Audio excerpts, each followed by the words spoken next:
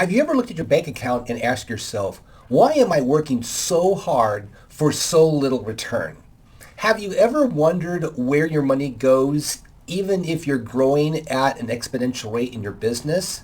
Kevin Weir, your action business coach, helping you achieve your business dreams. Now in this video, we're going to focus in on your cash flow. And we're going to talk about three major reasons why you very well may have some cash issues in your business. And by the end of this video, you'll have a quick and effective plan to get your cash flow under control so you can actually get the life that you want out of your business. So let's go ahead and get started.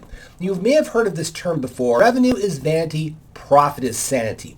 That actually is true. However, I'm going to put an addendum onto that. Revenue is vanity, profit is sanity, cash flow is survival. We got to keep remembering that. At the end of the day, it's not about percentages, it's about having money in your real dollars in your account.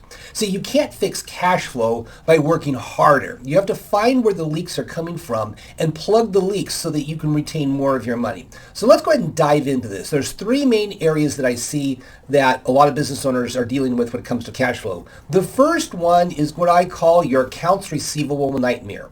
You basically have all of this money that's owed to you and it's not in your bank account. Let's talk about things that you can do to fix your accounts receivable nightmare. Number one, take a look at the terms you're offering. Are you offering 30-day terms, 60-day terms, 90-day terms? Start negotiating that down to 14-day terms. And if you need to negotiate that down, maybe throw in a 2%. And then the second thing in dealing with your accounts receivable nightmares is dialing for dollars. I'm going to give you a real life story. I had a client a number of years ago, an engineering firm, and one of the things that I found is he had about $750,000 in annual net revenue and $380,000 in accounts receivables. And when I asked him, I said, well, how could you have allowed this to get this high? His response was, well, I didn't want to bother people because I know they're struggling and I didn't want to impose upon them. And it's like, you are not somebody's bank. You cannot work for free and hope and wish that you get paid. So in that case, what I had him do is I called it dialing for dollars. We worked out a script. He picked up the phone. 1 week later, he had $60,000 in his pocket. What stopped him? Fear. He was afraid he was going to lose clients. He actually kept this business going because he got all that cash in the door. So take a look at what you need to do to make sure that your accounts receivable is as small as possible at any one time. Yes, it's going to go up and down, but let's see if we can keep it small because, again, cash is king. So one of the things you can take a look at is take a look at doing a down payment. Maybe what you can do is a 30% down payment and the 70% within a 30-day terms. You could certainly negotiate that. And also take a look at accepting, what kind of customers are you accepting? Are you accepting customers who have a poor payment history? You know, maybe they might be a little dicey, but you take them because you think, oh, I've got a good profit margin on this. Yeah, sometimes it's good to pass on customers who you know might have a good chance of not paying you. Yeah, I know that's hard, but you have to come to reality and said, yeah, I might have to turn some business down. So the number two thing that really affects cash flow is inventory overload. Take a look at if you are in any kind of business, if it's construction, if it's manufacturing, if it's retail, how much inventory are you carrying at any one time? And so the first thing is, do you have an inventory system?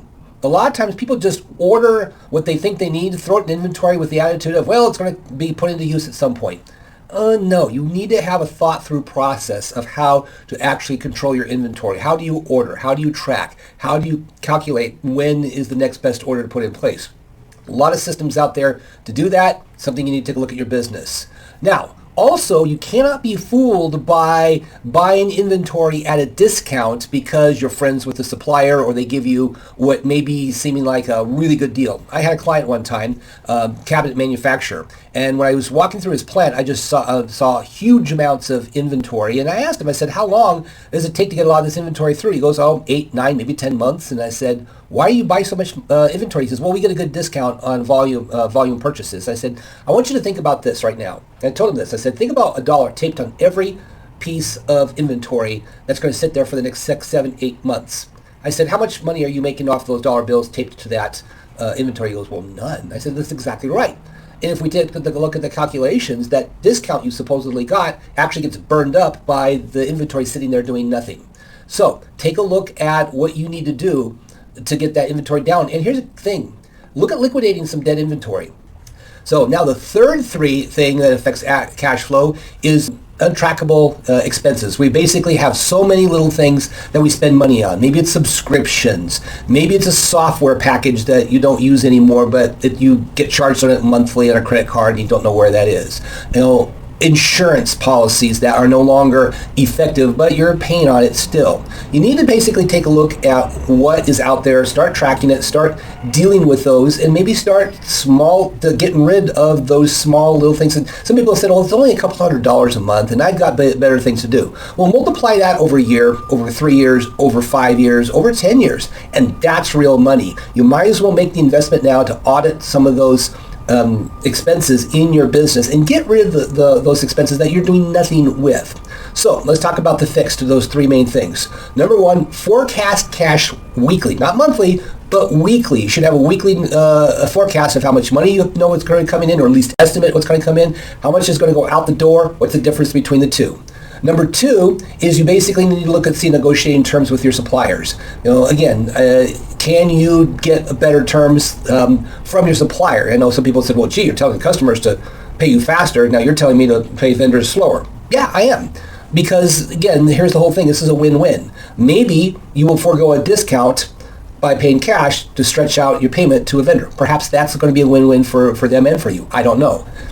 And then take a look at what's going on in the overall sense of the business, your margins. Maybe you need to take a look at what sort of margins you're getting out of your products and services and going, maybe I need to raise prices. So keep that in mind. Now, bottom line is that you need to control your cash flow. It isn't all about necessarily cutting expenses. It's about getting more cash in the door. Now, I do have an offer. If you need some help with improving cash flow, I am offering 2 weeks of free coaching. There's a link down below. And what I'm going to do is you and I can take a look at your finances and put a plan together to get your cash flow in place. And then if we want to do ongoing coaching after that, that's up to you. So go out there, get your cash flow in order. Have a great week. I'll see you next week.